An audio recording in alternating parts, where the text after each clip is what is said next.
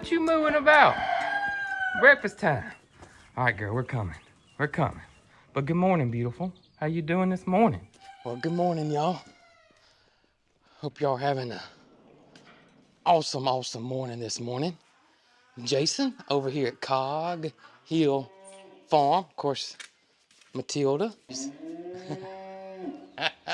routine has changed a little bit. Yeah, she's something else.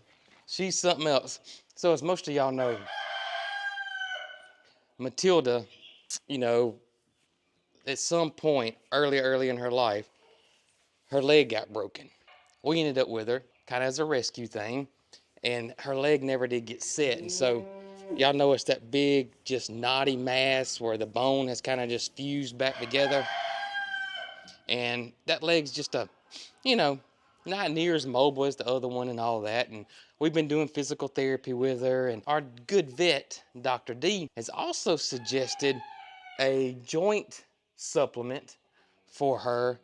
And we've been using it for, what, a week now, you think? Yeah, we started out with something different. What we started out with was just a trial to see, how well it would work. Right. So this one we switched to because we weren't satisfied with where we were with the initial one. So yeah, I'd say about a week now. We can see a difference in her. We really can. It's she's getting some more mobility back in that leg, don't you think? Yeah. This is something that Dr. D really believes in because he's used it. Yeah. However, it is kind of costly, so we started out with something that may or may not have worked that was less expensive. Right. And then we moved on to something different that he felt more confidently would work. So it's real easy to use because it's in a squirt bottle, and all you do is just pump it. She gets 2 pumps on the top of her feed once a day. So that equals 30 milliliters, I believe, if I'm correct. Yeah, that's right. Now, this can be used on sheep, cattle, goats. I'm satisfied with the results. Now, they don't sponsor us by No. Yeah, this isn't no sponsor deal or anything like that. It's called, what, Lubricin? I don't know how to say it. That's what it is right there, though. But it seems to be really, really working for her.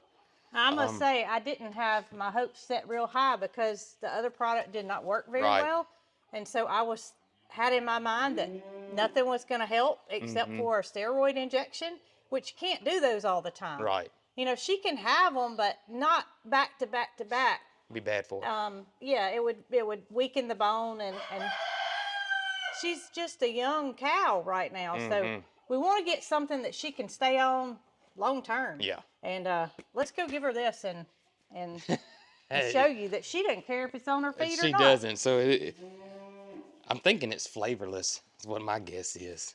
I mean, it looks like mineral oil. It does look like mineral oil. I guarantee she's out here waiting. Oh, yeah. Well, I've already spoke to her this morning. Hey, big girl. All right, into your bucket. Into your bucket. And it empties out on top of her feed, and she consumes the whole amount. Nobody tries to mess with her. Did I say that? Yeah. Nobody tries to mess with her. She will do a good job at keeping them away, and they don't mess with her. So those are some tough buckets. Tough buckets. I'm telling you, those are some tough buckets right there now. Well, while you're being nice about the buckets, I will say that I'm glad we got a reserve. We do have an extra one. We do have an extra one, don't we, Red? Or 3. Yeah, you don't need any of that medicine, do you, buddy? Man, look who's spying on us this morning over here. Oh, my gracious. What's up, Nuggetron? No, this is not Nugget. Oh, it's Goldie? This is Goldie. I can see Nugget. He is sitting. Yep, in one day. He was not sitting yesterday. Yep. There was no egg yesterday. She obviously laid last night, and he hopped right on it. Y'all can see him right there. There he is. All right, so we got another added job to our list of chores this morning. Removes the egg. Remove the egg. I didn't count the eggs. I don't know how many it was. I just gathered this morning. My guess is 28 to 32 because they all got in that one basket. So shake and bake's out? Yeah. They said their legs might be stretched. Good morning, guys. How y'all doing this morning? Y'all, look how big they're getting. I mean, just look. It happens fast, doesn't it? Man, doesn't it happen fast. Well, come here. Y'all want some kale? Isn't there some in the refrigerator? Yeah, there's some in the fridge. What you think, Skipper Tipper? What you think, brother?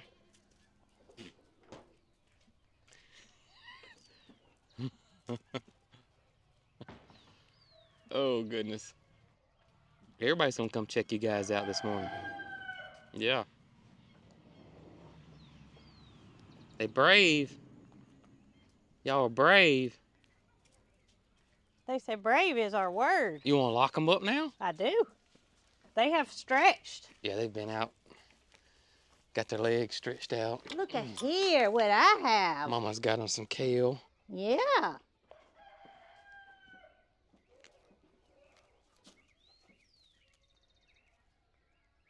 Oh, Opie loves that Not kale. my ear. Ernest T loves those ears Mm-hmm. and earrings. Oh, he ate a piece. He Oh, did. good look He at ate you a go, big piece Ernest. too. We'll bring y'all's feet out here, so They are beautiful. they are beautiful. And I don't know that I like one color over another. Yeah, I'm agree. I mean, to me, they're both beautiful in a different way, and the standard's beautiful too. But you know, we could go get a standard one just so we could show y'all the difference in all three. A baby. Yeah, that's right. Y'all like that idea, don't you? Well, we're done with our kale. Let me get your feed. Good morning, Big Top. And we always put the feed in the middle just in case these super goats decide to reach over. Yeah. Yeah. Would y'all like a stem? How about it, Fifi? Want a stem off the kale? That good stuff? How about it, Red? Nope. My mama gets both of them. Well, look who's over here. Is it?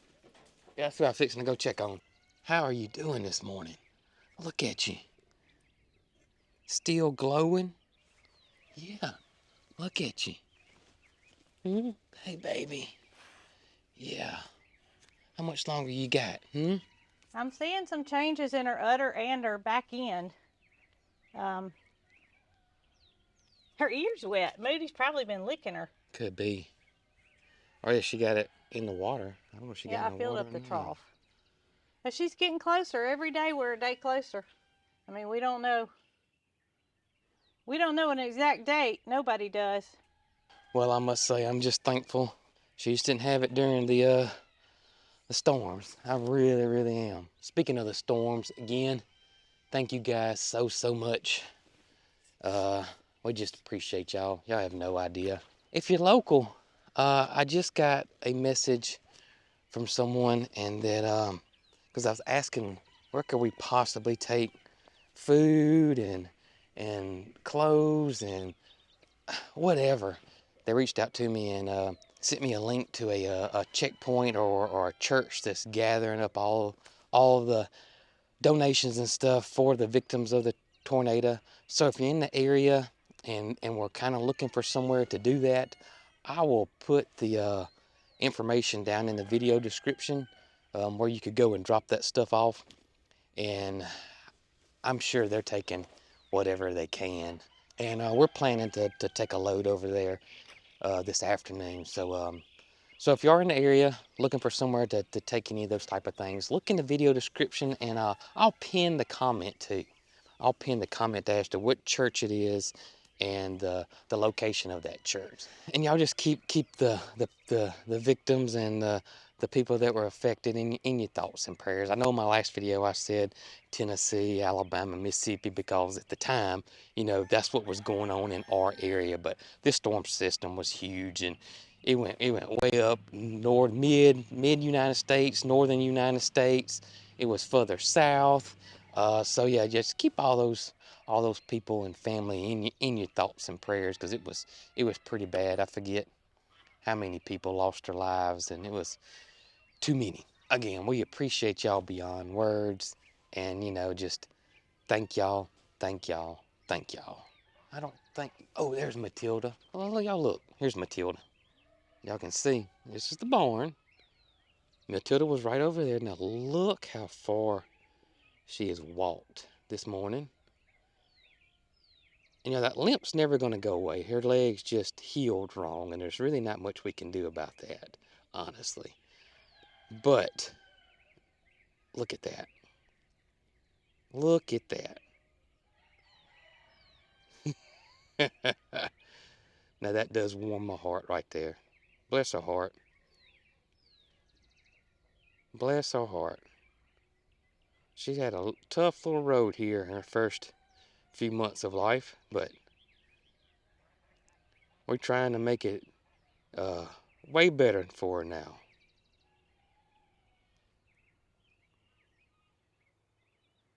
So for those that don't know, because we got some new viewers because of the last video, but we're the fourth owner of Matilda over there, and she's a young lady, and she's just been kind of passed down. People either didn't want to deal with the situation, or thought there was no help for her, and they didn't want to have to, you know, basically put her down or try to, you know, take the time it takes to try to make her, you know, a lot more comfortable so she could grow up to be a regular size cow, because she's, you know, that one leg's messed up. And I think several people didn't think there was much hope for her as well. Now the last owner that had her got her to process. I mean, that's why they bought her. But she was so sweet, and her leg was so messed up that she just felt so sorry for her that she couldn't do it.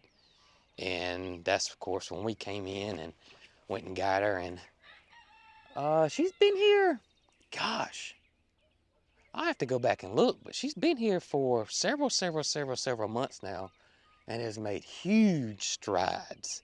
She is 100 times better now versus when we first got her. Now, when we first got her, she drugged that leg and would flip it up, and that's how she walked. And when she stood, she wouldn't put any weight on it, or she would flip it down and use the top of her ankle to hold herself like that. She never would, you know, use it properly. Now she uses it like a regular cow leg would, you know, like a regular cow would, except for the fact that it's just a total, you know, mass right there, and her mobility is limited. But as for her now versus several months ago when we got her, oh my gracious, it really is almost a miracle, to be honest with you. It is night and day. And I don't think I said it in the videos or expressed my concern as much in the videos, but I was scared that she wasn't going to get better.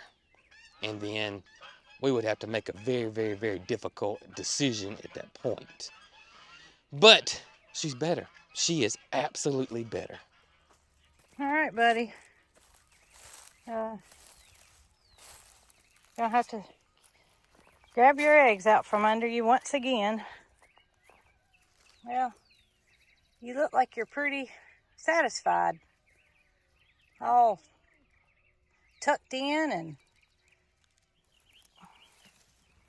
All right, that's what I was expecting. A single egg. You can get up now, buddy. Just what we thought. One egg? One egg.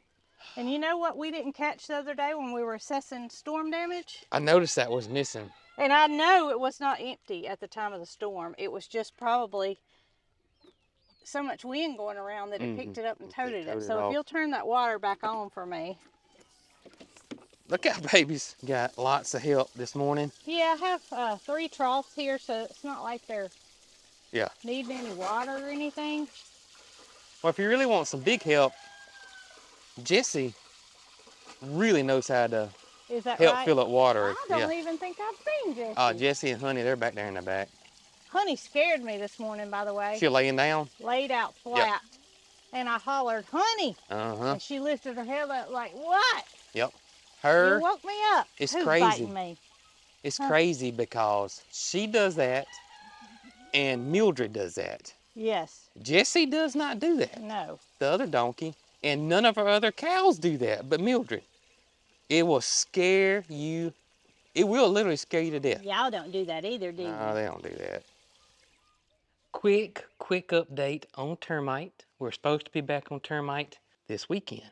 So if everything goes well and nothing crazy happens, hopefully, termite is on the road. Y'all hear me? Termite might be on the road. Now, the parts came in for Big Joe over here, and y'all, it's just been crazy, as you guys know. It has not been a normal last few days for us. So I'm gonna get back on Big Joe right here really soon. Hopefully we get back to normal around here, girl, right? Fellas.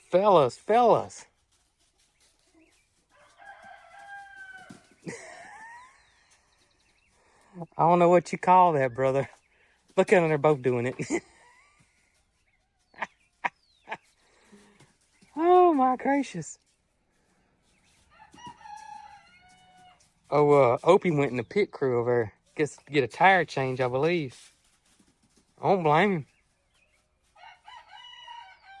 Turn number 3's tough on them tires, ain't it, brother? Yeah. Tough.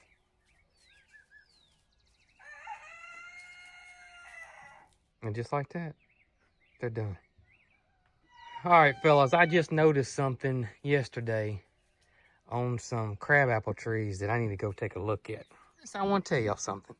I do. Now, we talk about Tater all the time because, number one, we never had a cow pregnant on our farm. And number two, Tater's pregnancy was extremely unexpected and not planned. We got Tater while she was pregnant and nobody knew. So we have kind of forgotten about Miss Paris over here. Y'all see Paris laid out down there on the back corner back there. Her baby is due on March the 27th, which happens to be the day before my birthday. Yeah, I'll be a half century this year. Still a young fella.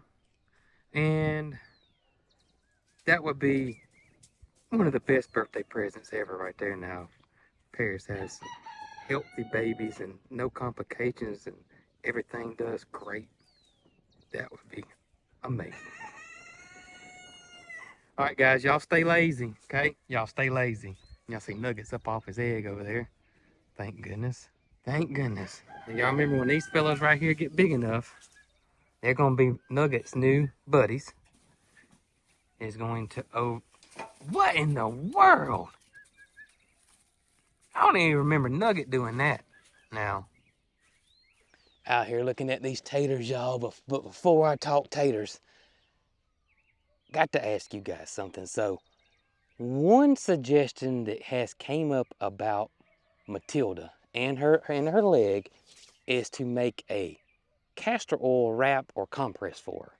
And we've gotten several emails about it, which we started researching, and the only issue that I can't figure out, and I'm hoping that maybe one of y'all have done it on livestock or a farm animal, and that is this.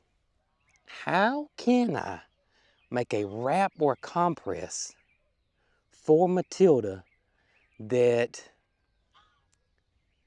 going to stay on, but yet is easy for me to take on and off, that I don't have to worry about the goats getting into? Goats are extremely curious. Now, it is kind of a myth that goats will eat anything. They are picky eaters. But from experience, I can see them, a little piece coming, of a wrap hanging off, and they start picking at it. I just don't want my goats to eat anything that they shouldn't. That's the last thing I need, is a goat eating a piece of a bandage that's been soaked in castor oil, or a compress that's been soaked in castor oil. And I got a feeling that would cause some issues there. So if any of you guys have used a castor oil compress or wrap on livestock, like a cow or a goat or sheep, donkey, horse, whatever, and it was successful, you saw that it worked, and the way you did it actually worked, please let me know. Leave it in the comments below, or shoot us an email, and you can find our email addresses. We got 3 over on our website, www.coghillfarm.com. It'll say contact us at the top or in the menu section there. You click on that and that'll tell you how to reach out to us. So yeah, if you were successful with it and it worked, please let me know, because I would love to know, because if there's anything extra we can do to help out Matilda, we are absolutely game for that. Now, let's talk taters. Guess what? We got them. We got them, y'all. Our Red Norlands are coming up. Our Yukon Golds are coming up. Our Kennebec Whites are coming up. Yeah, we got a lot of taters coming up. They're not all up yet. They're not all up yet. We still got a little ways to go before they all start coming up. But we definitely gonna have some potatoes this year. Well, I shouldn't say that. I'm gonna get myself in trouble. I shouldn't say that. Hopefully, we're gonna have some taters this year. Because I thought I was gonna have snap beans last year. Yep. And the kudzu bugs decided we didn't need any snap beans here. So y'all, I just noticed something. Walking back to the house, you see my crabapple trees are starting to bud and bloom out. So I have to go check the fruit orchard, because I do not want to mess up like I did last year, y'all.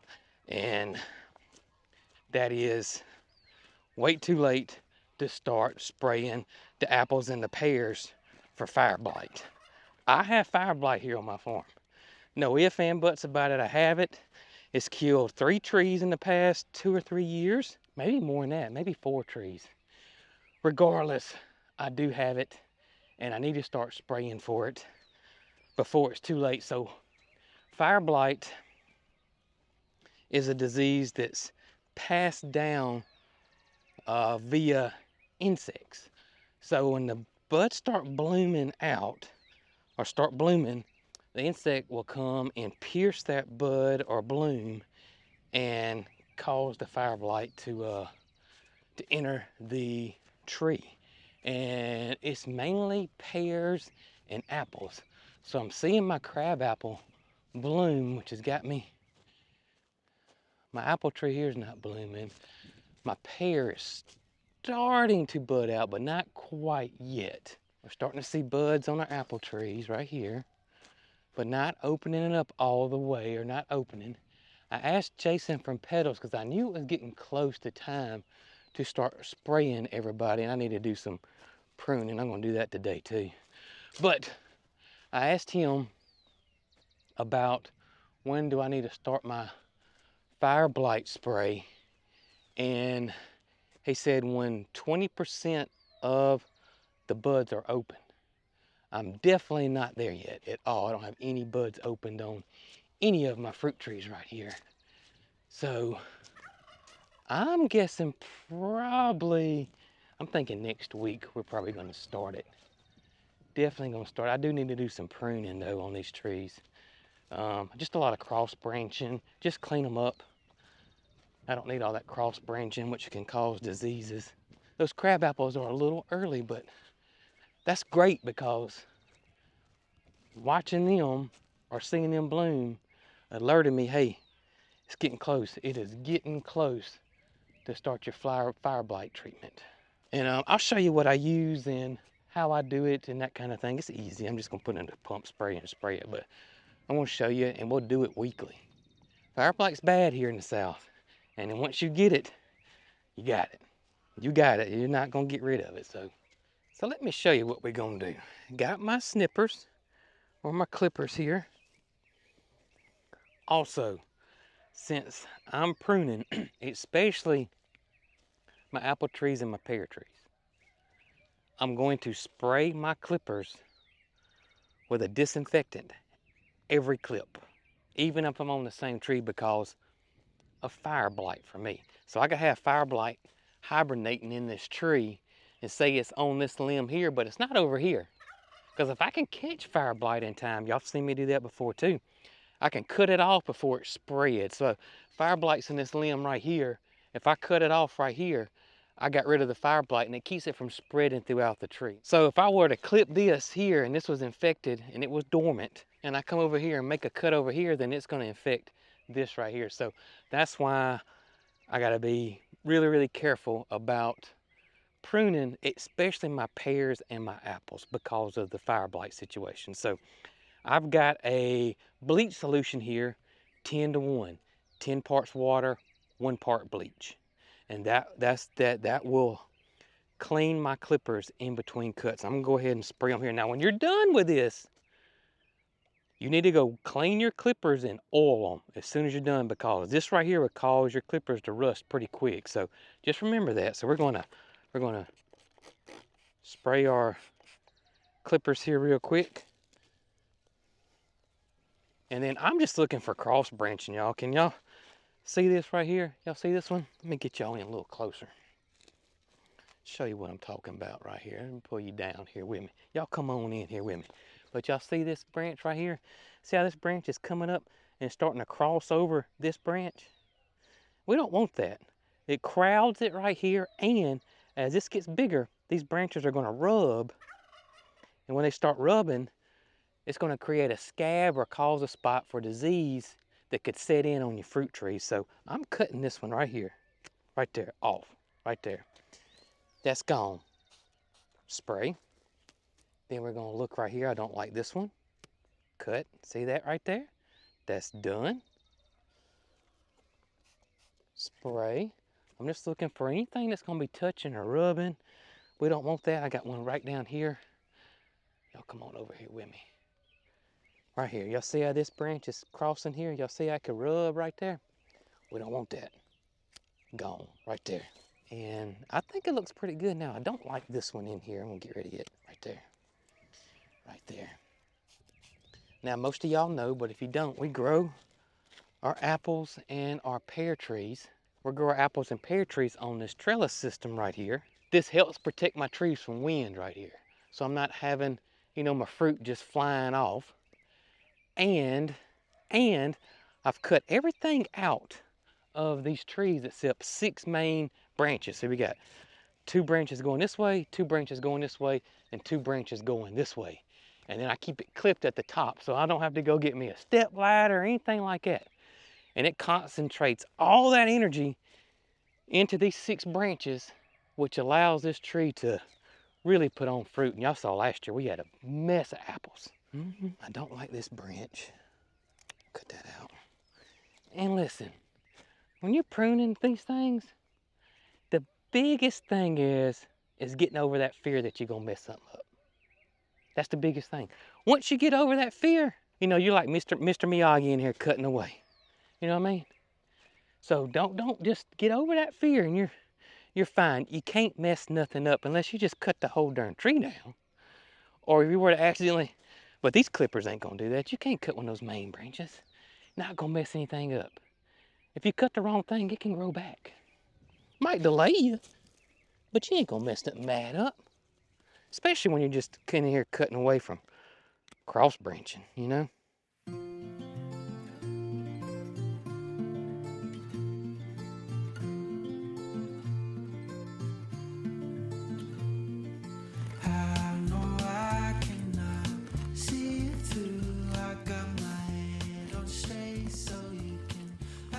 Well, y'all, thanks for hanging out with me and Miss Matilda right here today. We certainly appreciate y'all. Hope y'all have a blessed day. Hope it's the best day ever. And tell them, Matilda, y'all be good. We'll catch y'all on the next one. Oh, my goodness. Yeah. Oh, goodness. I know. You a sweetie. You a sweetie. Yes, you are. All right, girl. Let's go drop these donations off. Yeah, let's go to the church and drop these donations off.